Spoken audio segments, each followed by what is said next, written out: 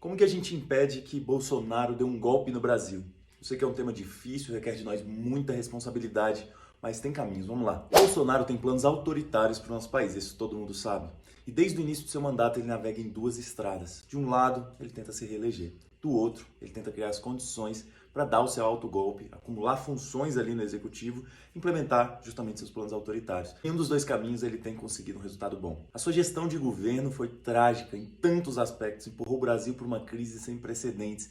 Crise econômica, crise social, foi uma gestão genocida da pandemia, é um ecocídio que acontece com os nossos biomas, então o plano de reeleição não vai nada bem. Mesmo com todo o uso da máquina, mesmo com toda a compra de voto, com benefícios que vão acabar logo ali na porta das eleições, mesmo com orçamento secreto, mesmo com uma série de mecanismos feitos para enganar o povo trabalhador a votar nele, ele não tem conseguido seu plano de ter voto suficiente para se reeleger. E o que sobra é a outra via, a via do golpe. Ele tem tentado de várias formas implementar esse autogolpe, desde que ele foi eleito em 2018, tirando a credibilidade das instituições, dizendo que houve fraude na eleição anterior, dizendo que queria voto impresso, que as urnas não eram confiáveis, dizendo que estava sendo atacado por uma ditadura no STF, e isso foi se arrastando até as eleições. Nas eleições, já com esse cenário desfavorável do voto, ele intensificou essa agenda do golpe e tentou cavar de várias formas, junto com seu campo político de extrema-direita, caminhos para tirar a credibilidade do processo eleitoral, alegando perseguição e censura do STF, usando o pastor charlatão lá, o André Valadão, usando a Jovem Pan,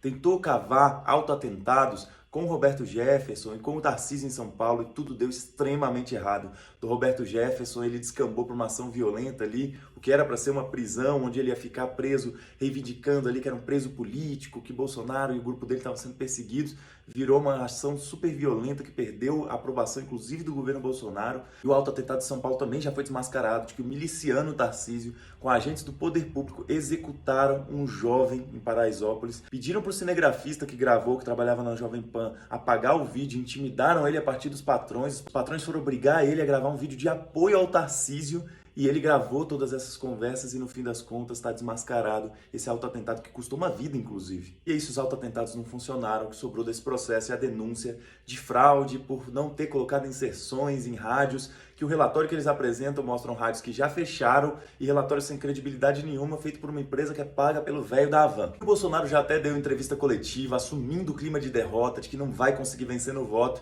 e acionando como único caminho a tentativa de golpe. E a tentativa de golpe no Brasil, a gente não precisa viver para saber qual é, porque ela remete muito à tentativa de golpe feita nos Estados Unidos pelo Donald Trump, grande aliado do Bolsonaro. Ela passa por 4 etapas e o Bolsonaro já ativou a primeira a partir dessa entrevista coletiva. Ela passa por muitos esforços para tirar a credibilidade das eleições de domingo, inclusive pedindo o adiamento das eleições por não resolver essa queixa de fraude, que é evidentemente uma queixa sem justificativa, sem comprovação, mas é o que eles vão fazer. Não conseguiram um grande fato político, não conseguiram nenhuma prova de fraude ou de favorecimento, mas vão com isso mesmo que tem, que essa denúncia é fraquíssima das rádios, e vão dizer que isso justifica o adiamento das eleições. Engraçado que nas eleições passadas eles se vangloriavam de não ter tempo de TV e de vencer na internet, na conversa com cidadãos, porque era ali que estava a força, e agora, mesmo usando a máquina, usando bilhões de dinheiro público, cometendo vários crimes eleitorais, eles estão dizendo que se perder a eleição é porque algumas rádios ali, várias que já fecharam, inclusive,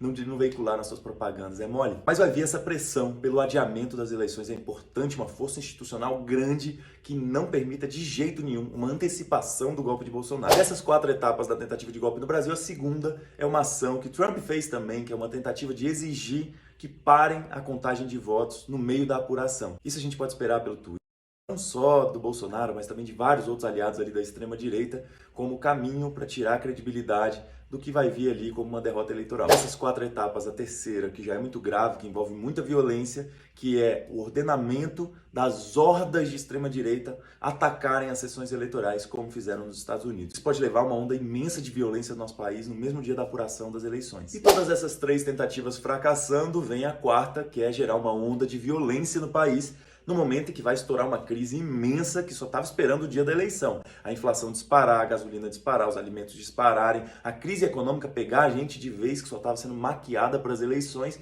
e isso vir acompanhada de uma onda de violência política muito grande no nosso país. Esse é o cenário mais perigoso. E aí, por isso, nós precisamos derrotar esse roteiro dessas 4 etapas de golpe que Bolsonaro pretende dar no Brasil. Como é que a gente faz isso? Tem algumas ações imediatas que a gente precisa fazer para deter o golpe de Bolsonaro.